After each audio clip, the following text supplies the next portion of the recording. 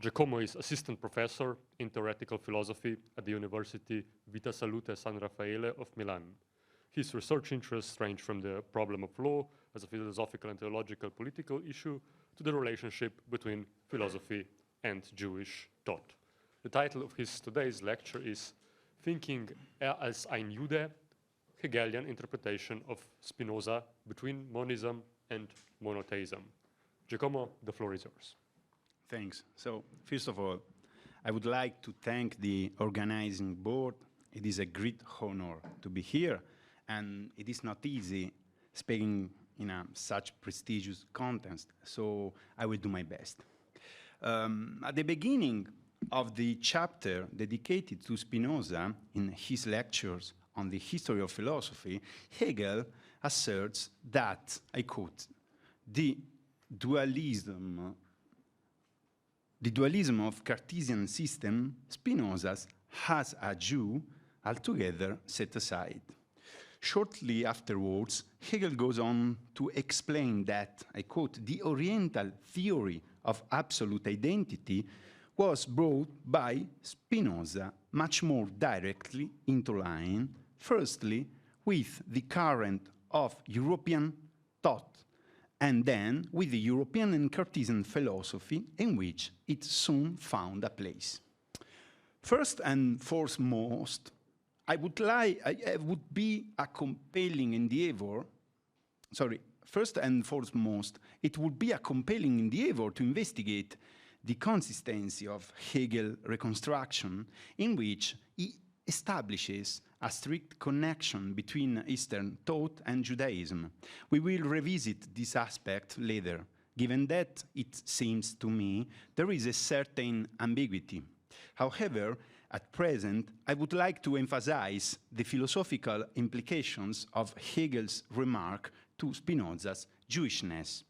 The expression als ein Jude is simultaneously intriguing and revealing, serving as a telltale sign of a profound pre-understanding that precedes and permeates the Hegelian interpretation of Spinoza. A pre-understanding, I would like to underscore, that is both cultural and conceptual. Hegel's remark is not a superficial observation or a minor biographical note. It reveals the strategy through which Hegel catches Spinoza into his philosophical framework. In other words, this remark constitutes the hermeneutical and theoretical trap that Hegel lays to the maledictus. Now, let's proceed to unravel how this trap functions. From Hegel's perspective, this opening move implies some relevant consequences. First, the distinction of a supposed different Jewish way of thinking, which is, by virtue of which Spinoza, as a Jew, could not have thought differently than he did. And second, that thinking as a Jew not only binds Spinoza to an historical and religious destiny, but, more significantly, to a philosophical one. I intentionally used the Hegelian term destiny, Schicksal, because, as we will soon discover, it becomes a crucial element in young Hegel's interpretation of Judaism. In the meantime, I pose a question. What did Spinoza think as a Jew that Hegel found so inevitable and strategic to his trap? Let me be explicit on this matter. Hegel's pre-understanding regarding his interpretation of Spinoza does not revolve solely around Spinoza's Jewish identity, nor does it focus only on the idea that, as a Jew, Spinoza sets aside Cartesian dualism through an unspecified Oriental intuition of absolute identity. The core of this pre-understanding lies in defining the meaning of Jewishness itself. Essentially, what it means thinking as a Jew. It is Hegel himself who imparts meaning to this element.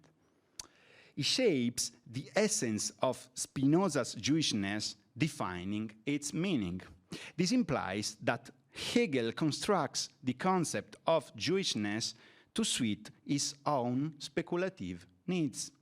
This strategic move entangles Spinoza within the narrow web of the Hegelian dialectic thought, but at the same time, it implies an unspoken philosophical exigency on Hegel's part.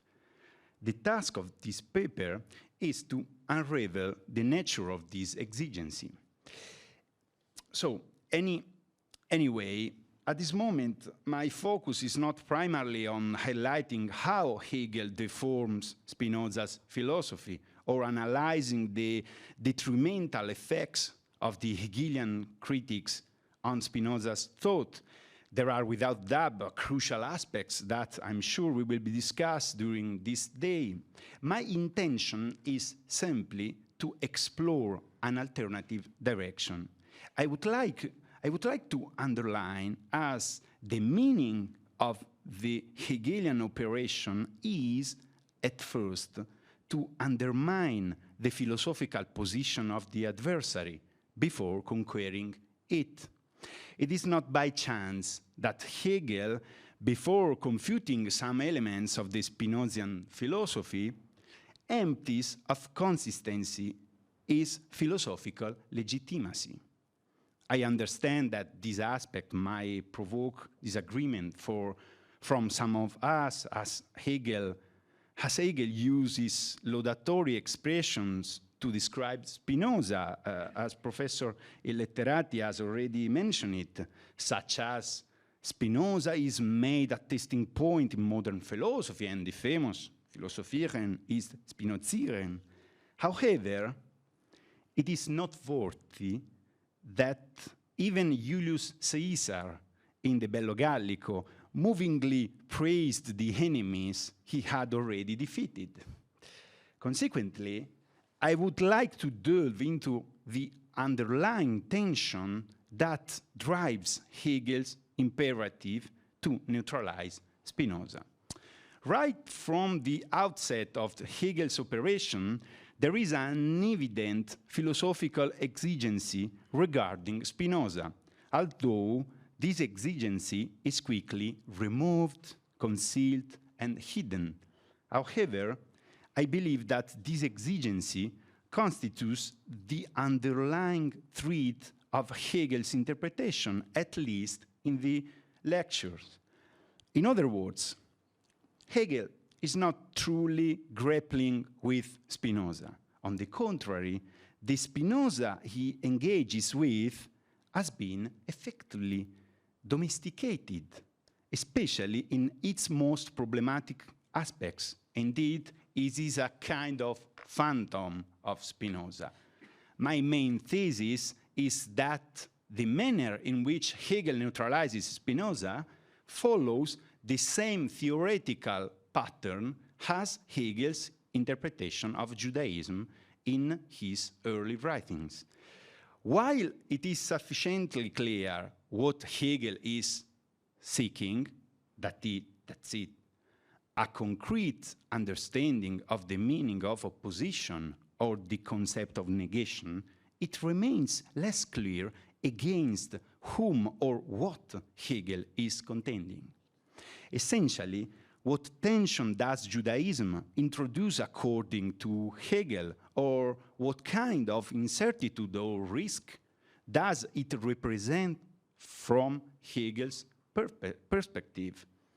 The core of the issue doesn't solely revolve around what Hegel cannot comprehend within both Judaism and Spinoza's philosophy.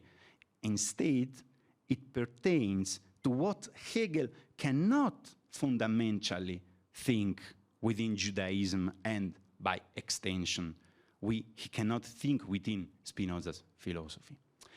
The proposal I'm presenting is as follows. Hegel's intention is to demonstrate that the fundamental essence inherent in both Judaism and Spinoza is essentially nihilistic.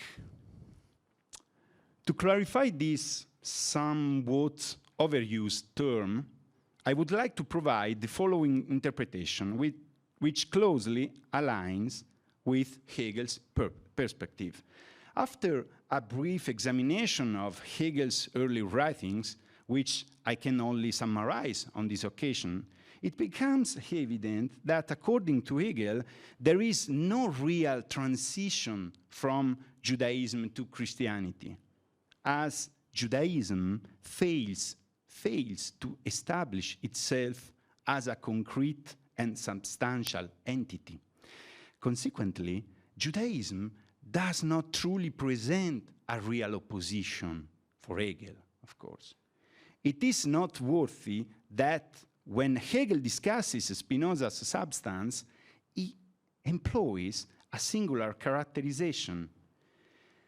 Specifically, Hegel remarks a lack of life, spirituality, and activity, along with rigidity, immobility, and petrification. To illustrate this, one can refer to a passage from the well-known text 48, also known in its apocryphal version as The Spirit of Christianity and Its Destiny. This passage encapsulates the conclusion of the discourse on Judaism and clearly demonstrates the Hegelian purpose. Hegel writes, I jump a little bit, the destiny, that's Schicksal, of the Jewish people is the destiny of Macbeth, who stepped out of nature itself, clung to alien beings, and so in their service had to trample and slay everything wholly in human nature, and had at last to be forsaken by his God and be dashed to pieces on his fate itself. Zerschmetter, it's the German verb. In this passage, it becomes clear that Hegel's rejection of Judaism is not simply the result of a concrete overcoming through Christianity. Instead, Hegel's approach is, I would argue, more pernicious and insidious. The draw from Hegel's metaphor, Judaism crumbles under the weight or the emptiness of its own faith. Essentially, Hegel is not negating Judaism.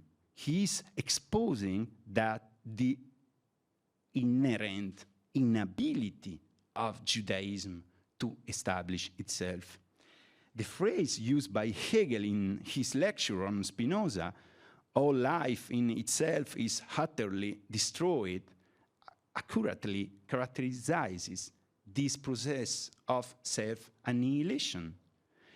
As a result, the Jewish cosmos and the entities within it seem almost like ghosts, as Hegel reiterates in text 48.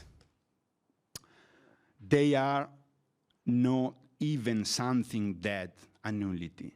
Yet they are something only insofar as the infinite object makes them something, that is, makes them not something which is, but something made which on its own account has not life, no rights, no love. Kein Leben, kein Recht, keine Liebe. The noteworthy feature of this passage is its seamless applicability to Hegel's description of the relation between modes and substance within the Spinozian cosmos. So,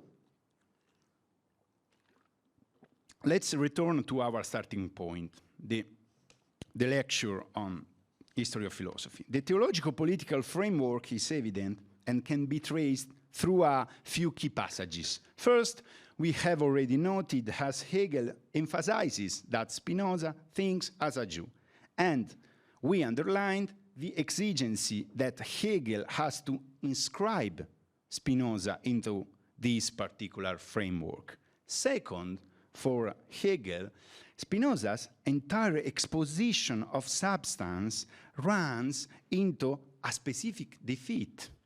In fact, he explained God is conceived only as substance and not as spirit, as concrete. I think that it is essential to remark that for Hegel, and this is the point, what allows Spinoza to set aside Cartesian dualism is precisely what prevents his conception of substance from being conceived as spirit. That is the fact that Spinoza thinks as a Jew. In other words, for Hegel, the inadequate uniqueness of substance is the very factor that negates the possibility of rightly conceiving the substance itself. Or, more precisely, the uniqueness through which Spinoza conceives the substance, according to Hegel, in its monistic sense. Now, I would like to analyze two specific passages from the Hegelian lecture in order to understand the consistency and the background of this monistic comprehension of Spinoza.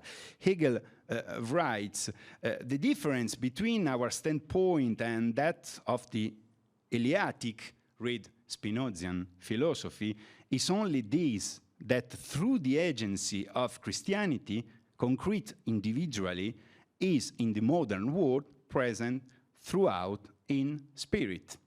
And second passage, Spinoza's system is the absolute pantheism and monotheism, monotheism elevated in thought. While the horizon of meaning introduced by Christian revelation remains fundamentally inaccessible to Spinoza, and it could be not otherwise insofar his Jewishness, it is noteworthy how Hegel subtly equates Eastern thought, Eleatic monism, and Jewish monotheism. This move is unequivocal and holds significant consequences. It aligns the singularity of Parmenidean being with the uniqueness of the Jewish God, establishing an exclusionary and exclusive concept of unity. So the question arises again, why is Hegel driven to make this move against Spinoza? If we take a quick look on the biblical formulation, it would be interesting to see how from the Hebrew formulation of Exodus chapter 20 verse 3, Lo yeh lecha Elohim acherim al panai, you shall have no other gods before my face, one arrived at the formulation, you shall have not other gods besides me. I'm interested in emphasizing how Hegel uses this last meaning, conceiving a strong exclusionary, exclusivist notion of Jewish monotheism in order to consider the uniqueness of substance in the first part of the Ethics. In fact, this way to assume the notion of uniqueness of God as empty negativity means a deep deformation of the way through which Spinoza thinks, I will say, the monotheistic and not monistic unicity or uniqueness of substance. I refer here, for the sake of convenience, to just one passage. First part of Ethica, proposition 14, Praeter deum nulla dari, neque concipi potest substantia, the corollarium, you see, interesting. Inc clarissime sequitur, deum esse unicum. Spinoza's text suggests that God is not one alone in a numerical sense, nor in an exclusionary way, where this unicity means exclusion, but rather, he says, unicus. What is striking in this passage is that Spinoza encourages us to merge this concept of uniqueness or unicity strictly linked to the concept of infinity, presenting them as absolute affirmation of the existence of some nature. This absolute affirmation, so this absolute positivity of God, is exactly what Hegel could not think of Spinoza's perspective. Because this God is not, I quote, the three-in-one. This God could not become absolute affirmation if, for Hegel, he reiterates the negativity of his emptiness, the negativity of his exclusionary unicity. If you remember the passage in the young Hegel in which Pompeius enters in the temple and found only ein leer Raum.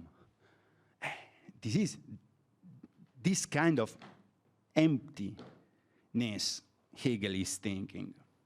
Here, the point of dispute is the very meaning of this, I guess.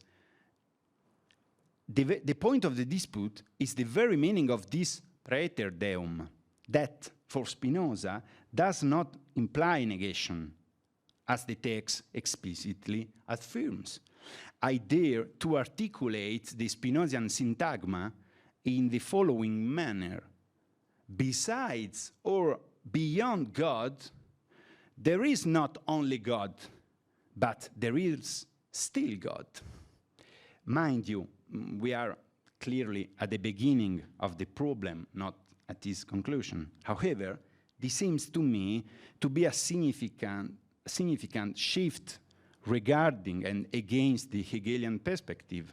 For concluding, the uniqueness of the Spinozian God is first and foremost as infinite substance, a topological or locative notion.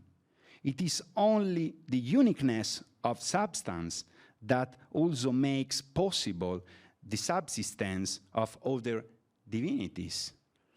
The uniqueness of substance does not exclude other substances, but rather shows us they are not really other substances, as so far as those are not separated by the idolatrous claim to make them autonomous from themselves. On the contrary, they are constitutive moments of the same uniqueness life. Of course, I don't mean to say that Spinoza is the most consistent hire of Jewish monotheism. That would be rhetorical and unnecessary apologetic. I do want to say, however, that in his philosophy lives one of the most interesting and powerful elements, in my opinion, of Jewish monotheism, namely its anti-idolatrous claim, first of all, against the very idolatry of the people towards their own God. I suggest that the appendix of the part 1 of the Ethics could be reread in this perspective. Indeed, the teleological view and the anthropocentric perspective are a kind of idolatry for Spinoza. But clearly, these are only some conclusive suggestions and many open questions. Thank you very much.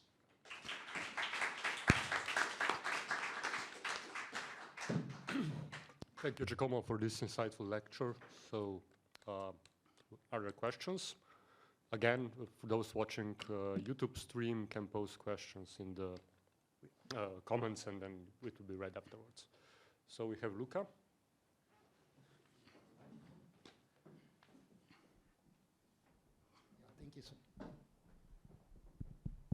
Thank you so much, Giacomo.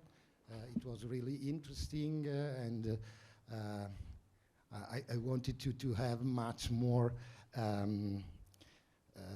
something specific about the reading of Judaism. I think you can say something interesting to us. But I wanted to highlight the possibility of a risk in your interpretation, and I think it is a risk. I can say so. A risk of an overlapping and a sort of deflagration of Hegel's understanding of Judaism and Hegel's understanding of Spinozian philosophy. I think it is important to highlight the presuppositions of Hegel in interpretation of Judaic religion and so on. It is clear that Hegel's understanding of Spinoza is influenced by his comprehension of Judaism, but I think that if we reduce Hegel's reading of Spinoza in the framework of the interpretation of Judaism, we risk to lose the peculiar ambivalence that Spinoza represents for Hegel. We risk to give a sort of linear and flat interpretation of Spinozism in Hegel in this sense. And I say this not in the sense of defend Hegel's reading, but in the sense to highlight some elements of unresolved elements in Hegel's reading of Spinoza. And I think I wanted to ask you, the main point that is for me problematic is the confrontation with the notion of modernity. In the sense that for Hegel, modernity is the consequence of the principle of Christianity, of the principle of subjectivity, and so on. But this principle of subjectivity is at the same time at the origin of the fragmentation of the modernity.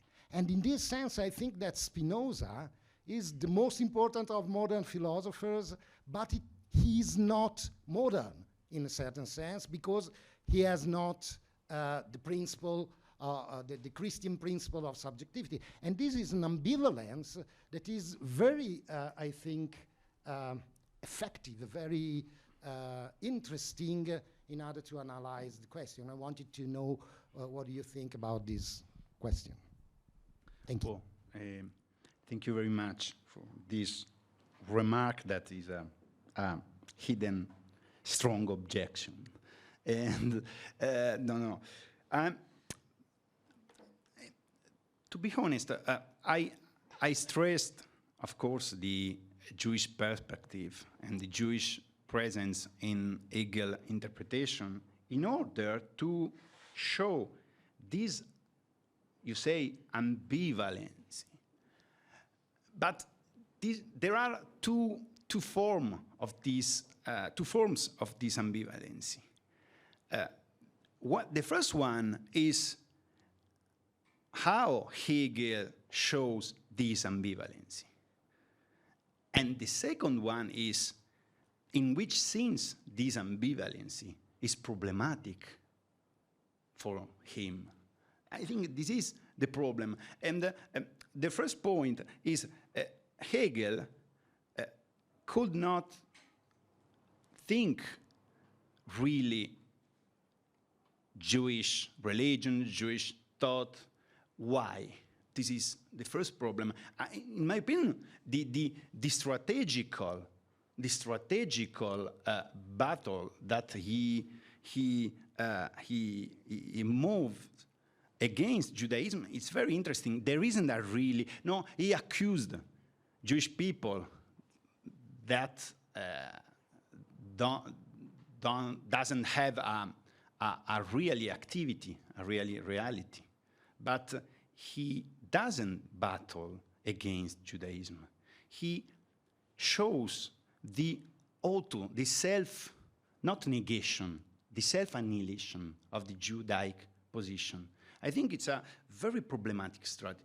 Why? Because when I say there isn't a linear passage from Judaism to Christianity, we have to ask. So this means that there isn't a linear passage from substance to subject. I know this is the hidden question in this paper. But so thank you. We have some questions already lined up. So I think first is Professor Milan, if I saw correctly, and then Professor Holgate, and then Professor Kridjan. Michael, ako malo več luči na občinstvo zadaj. Ja. Professor Milan? Microphone, sorry. Because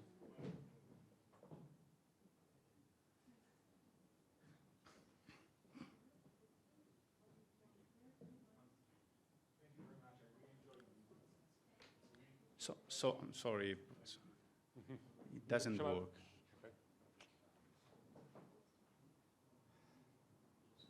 Now? Thanks. Okay. Thank you very much. It was extremely rich and interesting. But so there is a clear racial element in Hegel's discussion of Judaism. I think it's obvious, the piling around of all the Easterners together. They're just somewhere there. I mean, a garbage can of Chinese, Jewish, Kulam. I mean, all of that together. It's 19th century European racism. We're familiar with that. There is also a very strong element of Christian supersessionism, right? I mean, the New Testament is beyond the Old Testament, and there is also an element of absolute ignorance. I mean, almost absolute ignorance. I mean, Hegel knows very little about Judaism. He knows the Bible, Philo. So trying to speak about Judaism based on that is just like speaking about Confucianism based on the I Ching. Something, nothing more than that.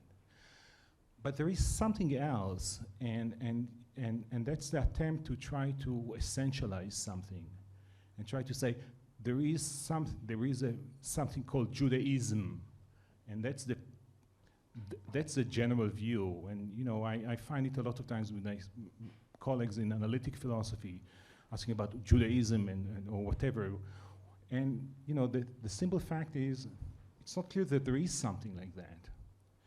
And here I would like to perhaps try to complicate some of the points that you were making at the very end of your talk. So, yes, there are elements within Judaic and rabbinic tradition that are consistent or supportive of the view that you suggest that God is unique and not in number. So the formulations of one and not in number are very common in medieval Jewish philosophy. They're common in the Zohar and other literature. Panentheism is extremely common within rabbinic Judaism. As it happens, why? But I would try to avoid describing that as an essential Jewish view for many reasons, one of which is because, in Judaism there is, all attempts to create principles of faith were colossal failures, just one after another. So my suggestion would be just, when we speak about Jewish elements, or Jewish background, I think perhaps we should be a little bit more careful by saying, okay, it is an element that has strong presence in Jewish tradition, but I would try to avoid the ism at the end, because then once you get the ism, you are faced the fact that it's common, not necessarily by all. That's it. Thank you. I agree with you. So I know your wonderful paper on Spinoza no monistic essence, but I think I think I understand the risk to create a label, Judaism, of course. But Hegel needs to do that. So we can say, okay, there is an historical background. It's the same point for Hegelian anti-Judaism. Of course, he's the higher of a tradition, Lutheran and Pauline. But the problem is, why does he need to make this kind of label? And so I think this is a very controversial point, because in a certain sense, I want not to construct a Jewish label. Rosenzweig, it's a big testimony, for example, on this field.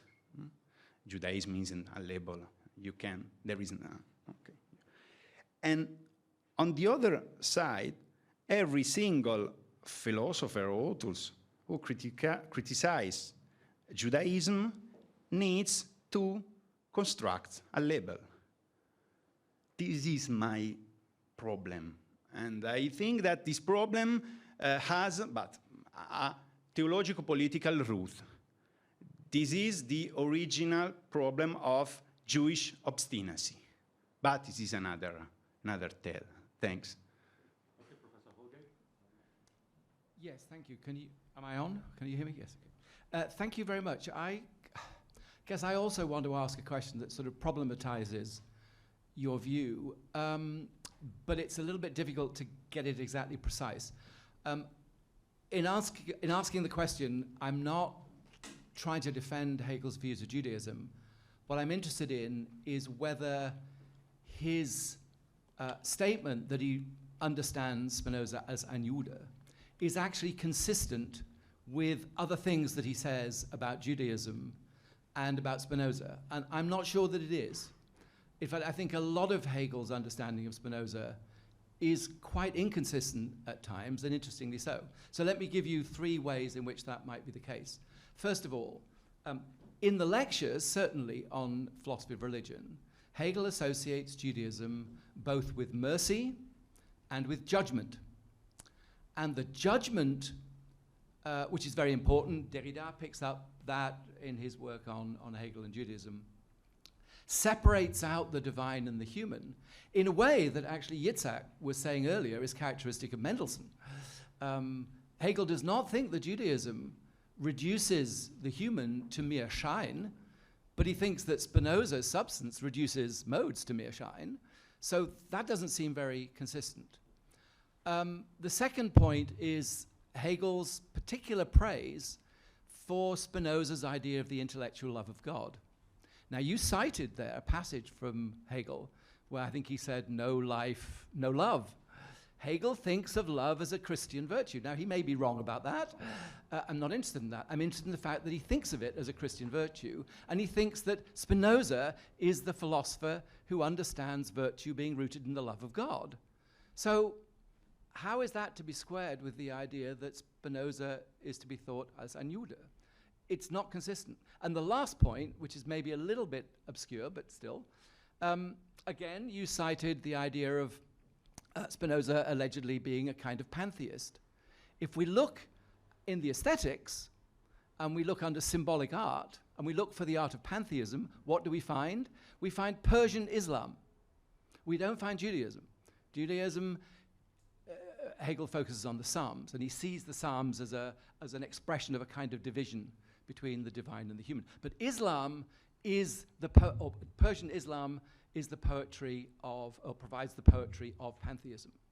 So when Hegel says that Spinoza, in a sense, is an Oriental, has Oriental moments, let's not forget that he might also have Islam in mind. So anyway, I just want to suggest that there are more complications there in Hegel's understanding of Spinoza than are captured in the simple idea als ein Jude, and I'm not sure that you really addressed those. Just again, you know, Judaism is understood differently from the way he understands Spinoza. There seem to be Christian elements in Spinoza as Hegel understands it, and there might, although I agree this is very contentious, there might be you know, some parallel between aspects of Persian Islam and Spinoza. Okay, thank you.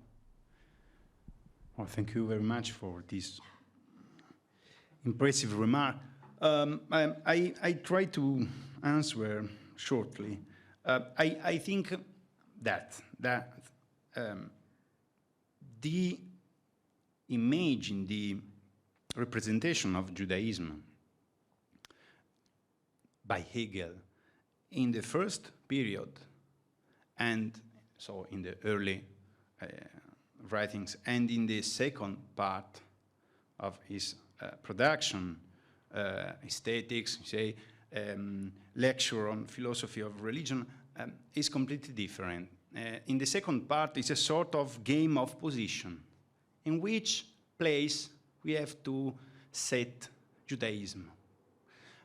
Judaism is the first step of a revealed religion, or it's the last one of paganism. Or it's the same for Jewish poetry in aesthetics, in which part we have to put.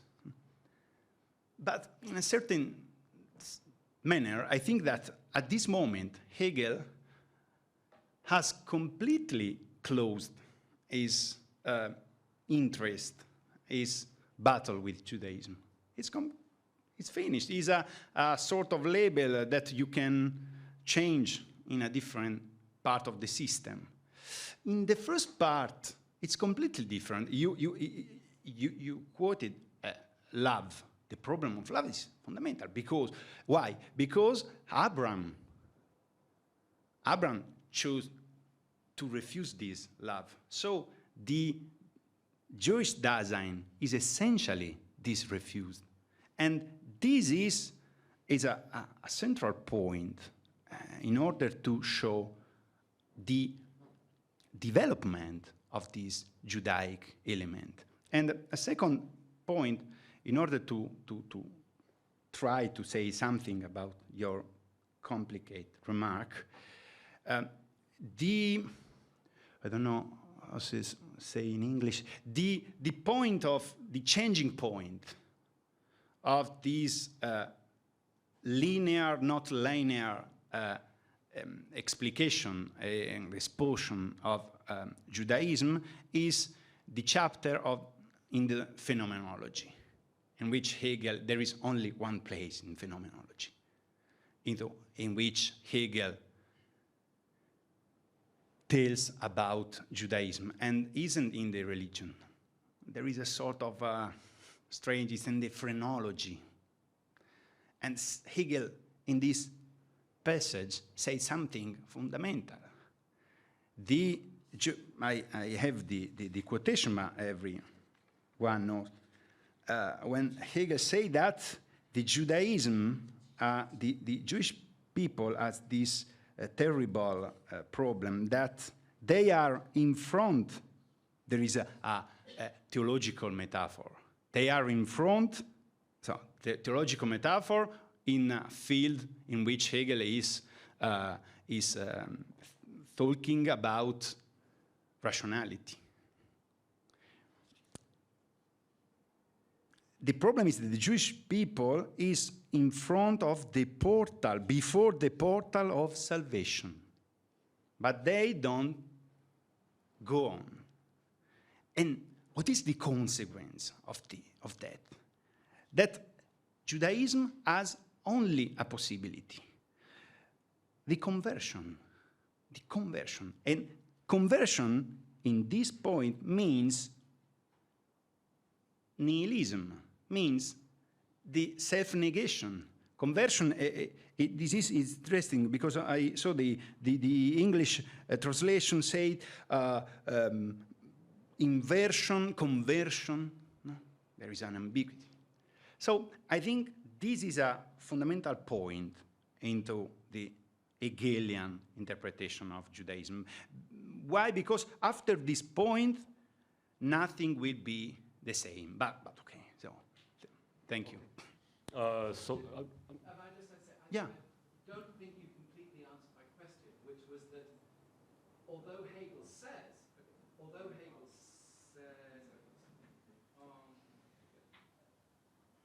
Hegel says that he reads Spinoza als ein Jude, in fact, he doesn't a lot of that. That was my point, which you didn't really address, that there are aspects of Hegel's reading of Spinoza which in Hegel's mind don't belong to Judaism.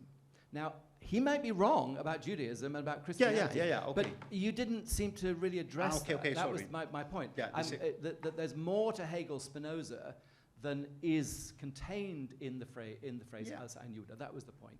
Okay, yeah, so I can, it's, I think, it's an easier, not really easier point, but I can answer in this way, that, in my opinion, this remark on Jewishness of Spinoza is fundamental concerning the notion of unicity.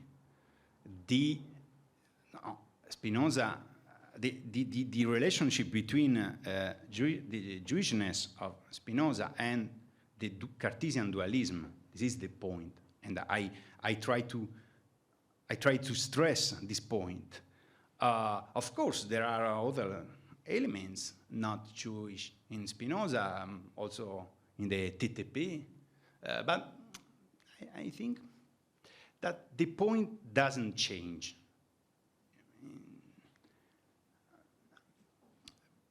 Because this assumption is essentially at the beginning of the move. So it's a sort of a game, chase game. This is the opening move. It's that. Then there are many other things and possibilities, but this is the first move. Okay, unfortunately, we have to wrap it up here because we're late already, so remaining questions will have to be answered in private. So thanks again, Giacomo, and thank you. Thank you very much.